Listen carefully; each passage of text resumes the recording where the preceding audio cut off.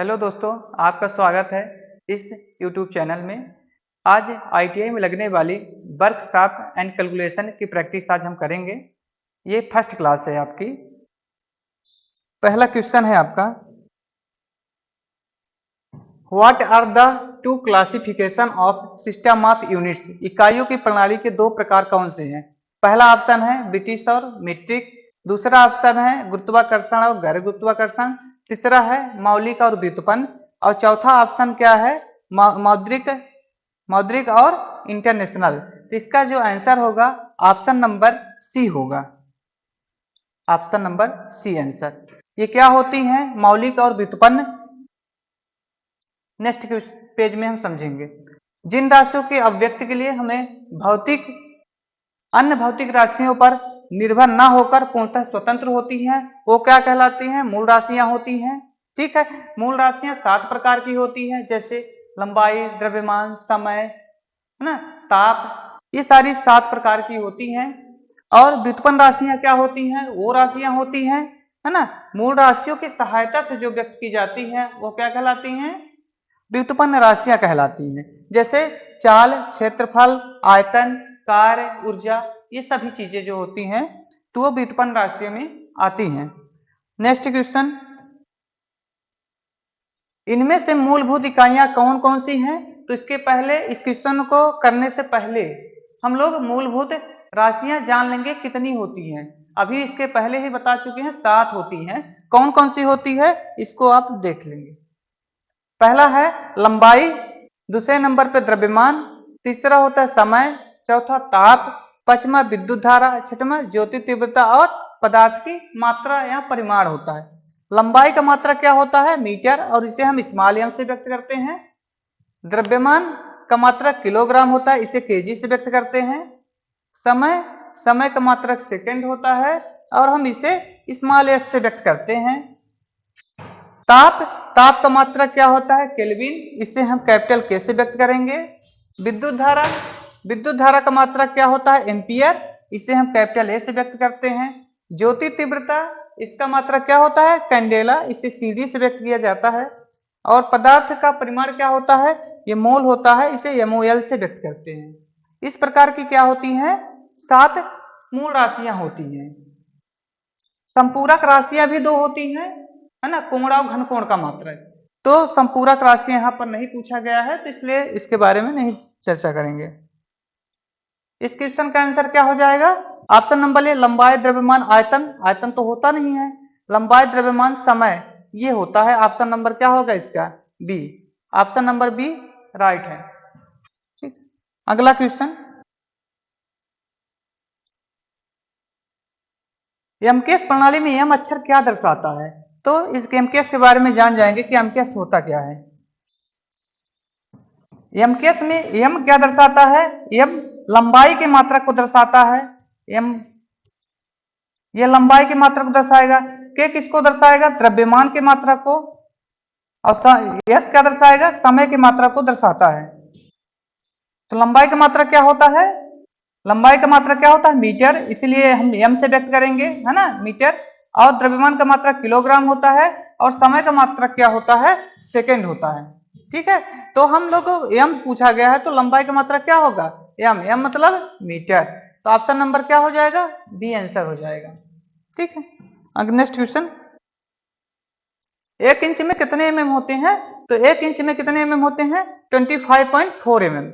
अगर यही पूछा जाता एमएम में ना पूछ के सेंटीमीटर में अगर पूछता तो क्या हो जाएगा? सेंटीमीटर में क्या होगा? 2.54 सेंटीमीटर, ये सेंटीमीटर में वैल्यू होगा। ठीक है, अगर एमएम पूछता है 25.4 होगा। ये आंसर सही है। Next question, what is the LCM of 12, 18, 6 and 36? यानी 12, 18, 6, 36 का एलसीएम कितना होगा? इसको सॉल्व करने के लिए पहले हम इसको डायरेक्ट सॉल्व करते हैं। ठीक है, फिर इसके बाद बेसिक मेथड जो आप लोग लगाते हैं, तो बेसिक मेथड भी बताएंगे। तो देखिए, एलसीएम का मतलब होता है लोवेस्ट कॉमन मल्टीपल। समझेंगे इसको। एलसीएम का फुल फॉर्म होता है lowest common multiple. Common multiple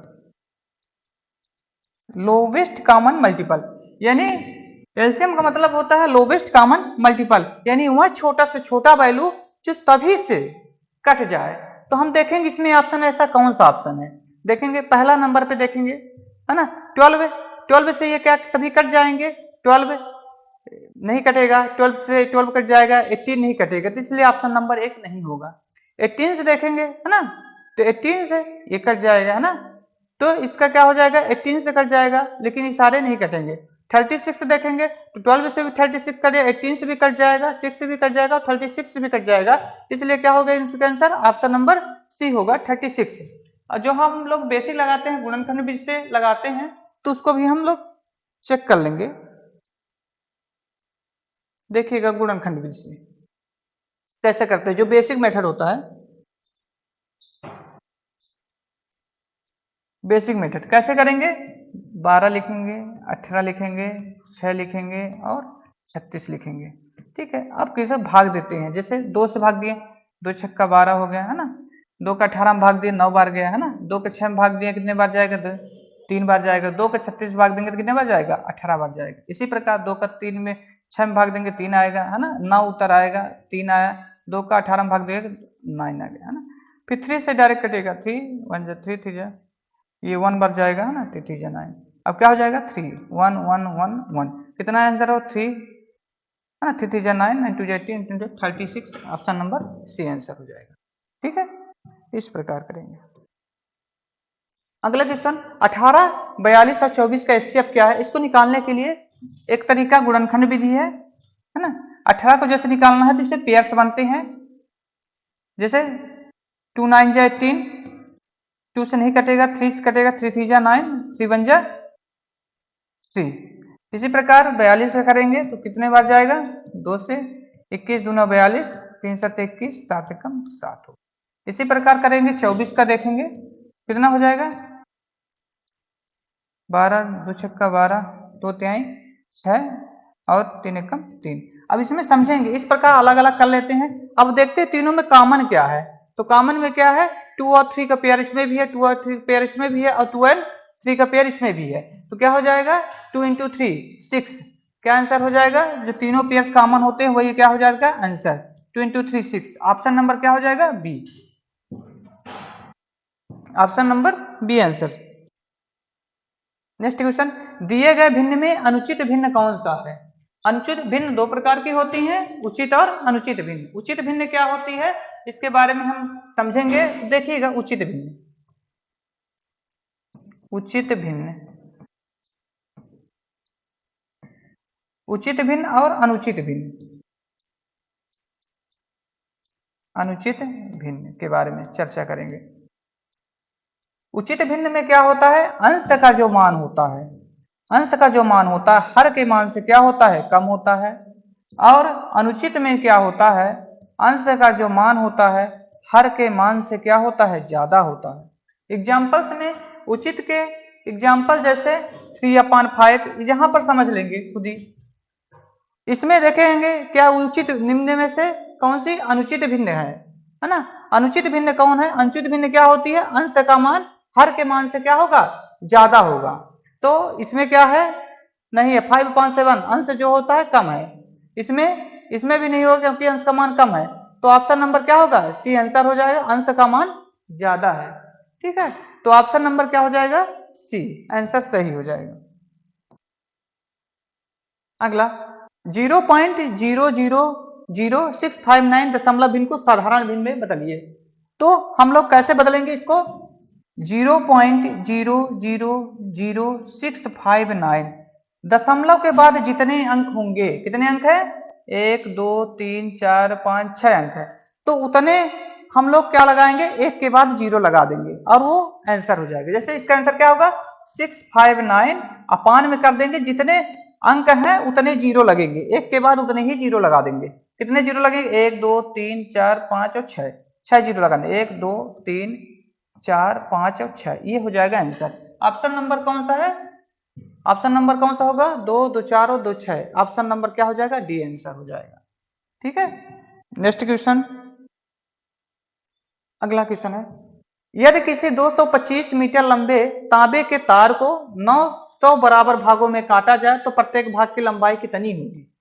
तो ऐसे क्वेश्चन करने के लिए मान लीजिए एक लंबा सा वायर है, एक लंबा सा वायर है। अब इसको कितना मीटर है, इसकी लेंथ कितनी है 225 मीटर। ठीक है, अब इसको कितने भागों में काटना है 900 भाग। अगर 2 भाग में काटना होता तो हम 2 से भाग देते, और 900 बराबर भागों में काटना है तो 225 को हम 9 से भाग देंगे। ठीक है, तो 225 को 9 से अगर भाग देते हैं 900 से तो कितने बार जाएगा, इसको आप डिवाइड कर दीजिए तो आंसर आ जाएगा। यहां काटना हो सीधा काटिए,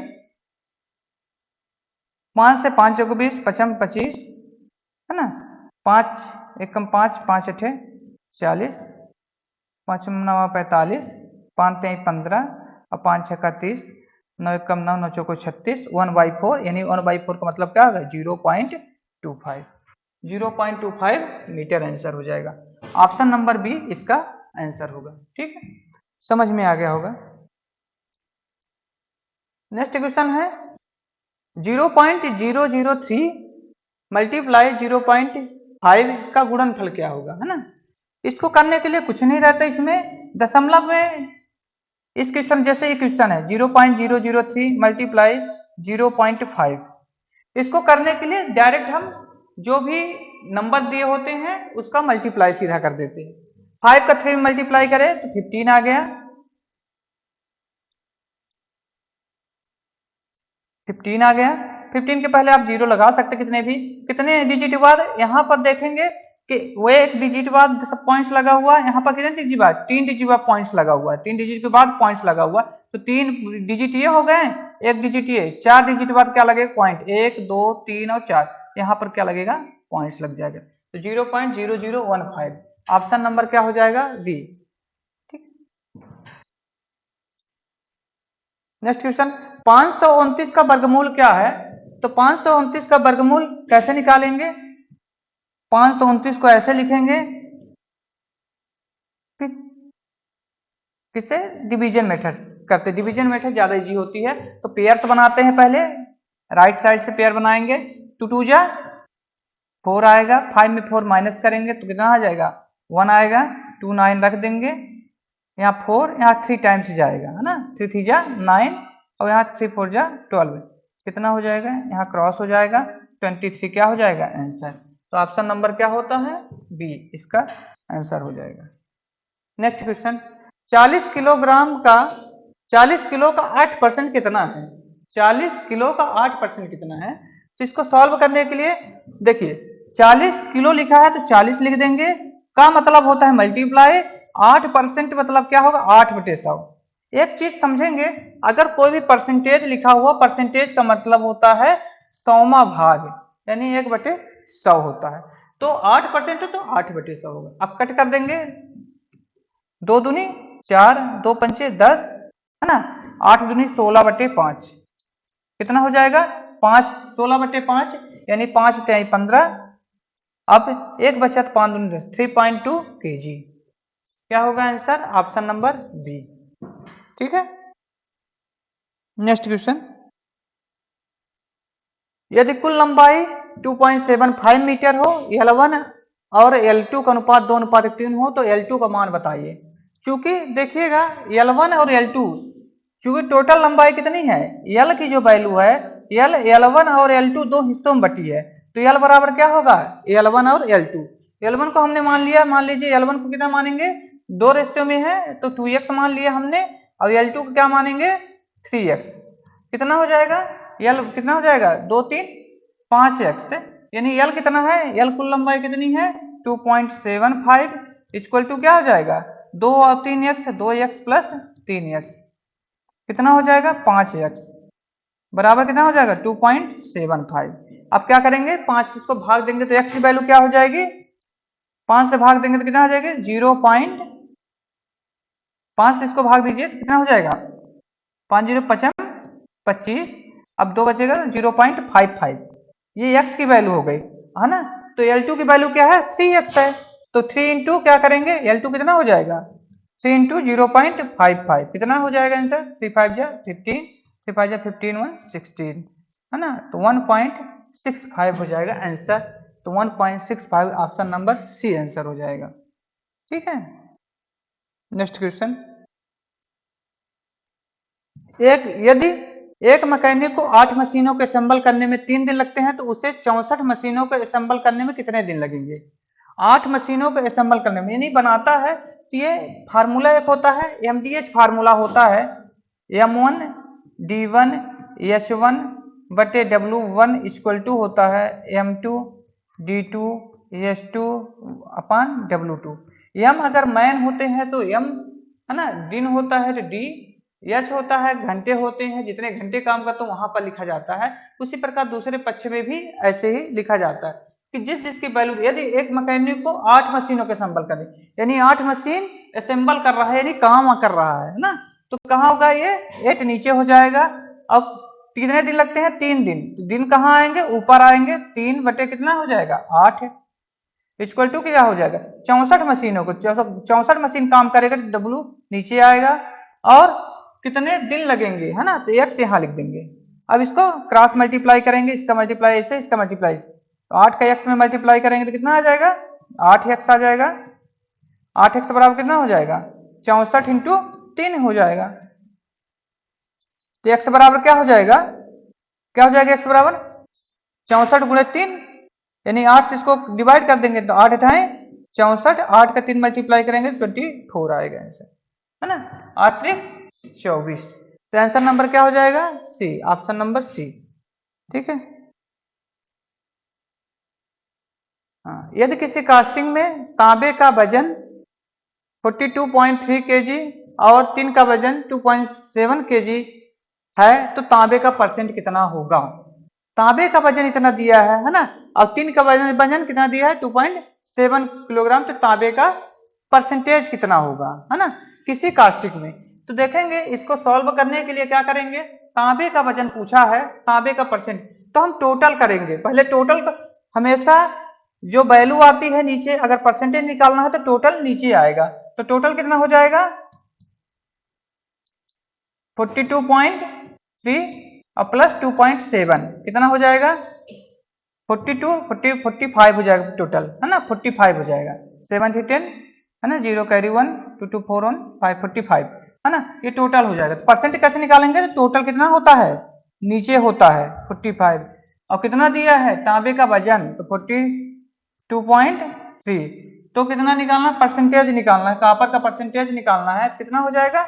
मल्टीप्लाई 100, कट करिए तो 5 25 9 जा 9 से कट करिए तो 9 से कट जाएगा क्या?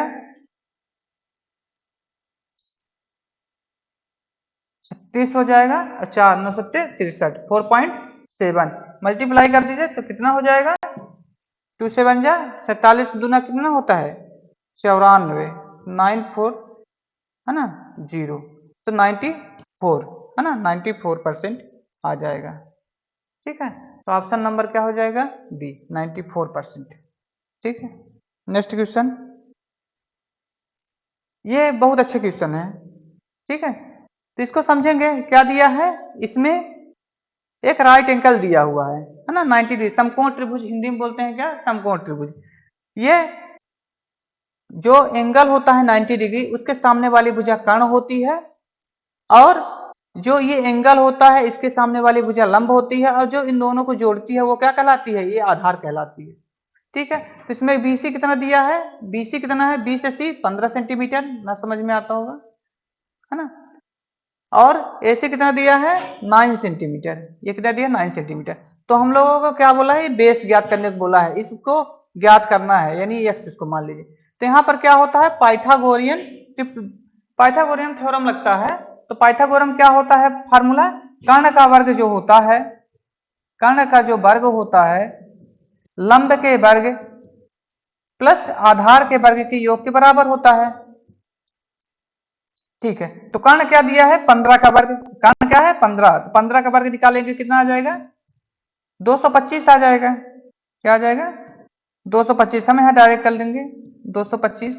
लंब का वर्ग है, यानी लंब का 2 बार गुणा, है ना, तो कितना हो जाएगा? 9 9 जा 81 आ जाएगा, प्लस आधार का वर्ग, है ना। तो 225 में से 81 माइनस होगा और क्या हो जाएगा आधार का वर्ग। ठीक है, तो 225 में क्या से करेंगे, 5 में 1 माइनस करेंगे 4 आएगा, है ना। 12 में से 8 माइनस करेंगे तो कितना आ जाएगा, 4 आएगा, और यहाँ पर क्या आ जाएगा 1 आ जाएगा, है ना। 144। तो आधार कितना हो जाएगा, आधार का स्क्वायर। ठीक है, जब ये यहाँ हटेगा तो आधार कितना हो जाएगा, आधार कितना हो जाएगा, जब यहाँ पर है ना स्क्वायर है, यहाँ पर जब स्क्वायर हटता है तो यहाँ रूट लग जाता है ना। जब रूट लग जाएगा तो इसका कितना आंसर आएगा 12, है ना। 12 बराबर 144, ऑप्शन नंबर डी आंसर आ जाएगा। ठीक है, 18.5% को दशमलव भिन्न में बदलिए। इसको दशमलव भिन्न में कैसे बदलेंगे, अभी नेक्स्ट क्वेश्चन बता दिए हैं कि परसेंटेज का मतलब जो होता है 1/100, ये हम बता चुके हैं अभी, है ना। 1/100 बताएं तो 18.5 है, 18.5 मल्टीप्लाई 1/100, इसको सॉल्व करेंगे। इसका एक दशमलव यहाँ है तो पॉइंट्स हटाने के लिए 10 का गुणा करेंगे ऊपर, हाँ 10 का गुणा करेंगे तो पॉइंट्स हट जाएगा, है ना, पॉइंट्स हट जाएगा, है ना। 10 अगर यहाँ पर 10 का मल्टीप्लाई हम करेंगे और नीचे भी 10 का मल्टीप्लाई जब कर देंगे ऐसे, तो यहाँ पर क्या होगा 185 बटे कितना हो जाएगा, यहाँ 10 का गुणा करने पे 185 हो जाएगा, और क्या हो जाएगा यहाँ पर 1000, है ना। अब क्या करेंगे, अब इसको क्या करें डिवाइड करेंगे, तो जितने हम बताए थे कि 1000 से ऐसे 185 को डिवाइड करेंगे तो क्या हो जाएगा 0.185। ठीक है, जितने पॉइंट्स लगते हैं उतने वहां पर जीरो आ जाते हैं, तो यहाँ पर 3 जीरो हैं तो ऊपर भी 3 अंक बाद ही पॉइंट्स लगेंगे। ठीक है, तो 0.185 ये हो जाएगा आंसर, ऑप्शन नंबर ए। ठीक, next question 18 number question, 50 degree centigrade को क्या बताइए फारेनहाइट में चेंज करिए। तो फारेनहाइट में चेंज करने के लिए एक फार्मूला होता है ना। देखिएगा सारी इकाई जो होती है इसी में चेंज हो जाती है। ठीक है, देखेंगे ये फार्मूला होता है, उसी फार्मूला पे हम उसको भी चेक करेंगे। मेन फार्मूला इसको ध्यान रखिएगा, C/5 F माइनस 32/9 R/4 बराबर क्या होता है K माइनस 273/5। ये फार्मूला का यूज करके सेंटीग्रेड को फारेनहाइट, र्यूमर, केल्विन, यहाँ पर C क्या है डिग्री सेंटीग्रेड, है ना, ये फारेनहाइट को दर्शाता है। R क्या होता है, ये भी टेम्परेचर का मात्रा र्यूमर होता है, ओके, केल्विन को दर्शाता है। ठीक है, तो अगर हमें कोई भी वैल्यू है ना चेंज करनी होती है तो जिस जिस वैल्यू को चेंज, जैसे माना सेंटीग्रेड को फारेनहाइट चेंज करना है, एग्जाम्पल में माना 25 डिग्री सेंटीग्रेड, 25 डिग्री सेंटीग्रेड को हमको फारेनहाइट में चेंज करिए, वो फारेनहाइट में चेंज करिए, तो क्या करेंगे जिस जिसकी आवश्यकता पड़ेगी वही वही फार्मूला लेंगे, सेंटीग्रेड और फारेनहाइट ले लेंगे। ठीक है, तो C/5 इक्वल टू क्या लेंगे 5 माइनस 32/9 लेंगे। ठीक है, तो क्या आ जाएगा C की वैल्यू कितनी है 25 है, 25 अपन क्या लिखेंगे 5 लेंगे, बराबर क्या होगा F माइनस 32/9 आएगा। ठीक है, 5 से इसको 5 डिवाइड हो जाएगा तो कट जाएगा, 9 5 जा 45, है ना, इसको आगे लिख लेंगे कितना हो जाएगा 45 बराबर क्या होगा F माइनस 32। ठीक है, अब जब F की वैल्यू कितनी हो जाएगी यहाँ पर ऐड हो जाएगा, ये माइनस इधर जाएगा तो प्लस हो जाएगा, 45 प्लस 32 कितना हो जाएगा 5 2 7, है ना, 437 फारेनहाइट में वैल्यू कितनी आएगी 77 फारेनहाइट आएगी। ठीक है, इस प्रकार करेंगे तो क्वेश्चन को सॉल्व करते हैं। 50 डिग्री सेंटीग्रेड को फार्मूला बताए हैं, एक बार फिर लिखा देते हैं यहाँ पर C/5 बराबर कितना होता है F माइनस 32/9 कर देंगे, है ना। फारेनहाइट चेंज करना है तो इसलिए इतना फार्मूला लेंगे, C की वैल्यू कितनी है 50, तो 50 ले लेंगे अपान 5 लिख देंगे, F माइनस 32 अपान क्या लिखेंगे 9, तो डायरेक्ट 5 से कट के 10 बार जाएगा, ये क्रॉस मल्टीप्लाई होगा तो 10 का 9 मल्टीप्लाई होगा 90 इक्वल टू क्या हो जाएगा F माइनस 32। अब F की वैल्यू चाहिए तो अब यहाँ ऐड हो जाएगा, ये माइनस में जाएगा तो प्लस में हो जाएगा, 90 प्लस 32 कितना हो जाएगा 122, है ना, कितना हो जाएगा 122 डिग्री फारेनहाइट आएगा, 122 ऑप्शन नंबर डी आंसर हो जाएगा। ठीक है, अगला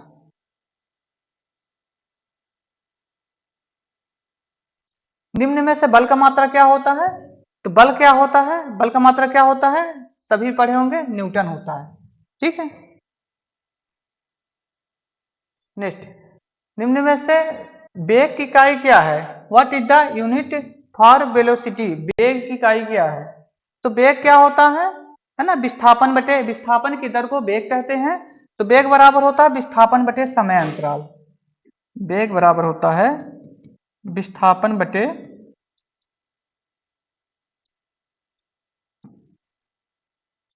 वेग बराबर क्या होता है, विस्थापन बटे समय अंतराल।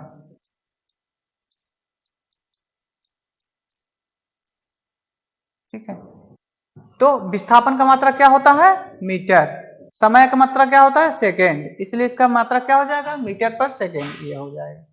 ठीक है, तो मीटर पर सेकेंड वेग का मात्रा होगा, ऑप्शन नंबर ए आंसर हो जाएगा। ठीक है, इस प्रकार आपका ये पूरी क्लास हो गई। इसमें जितने भी क्वेश्चन प्रैक्टिस कराए गए हैं, तो आप सभी लोग प्रैक्टिस करिएगा। धन्यवाद।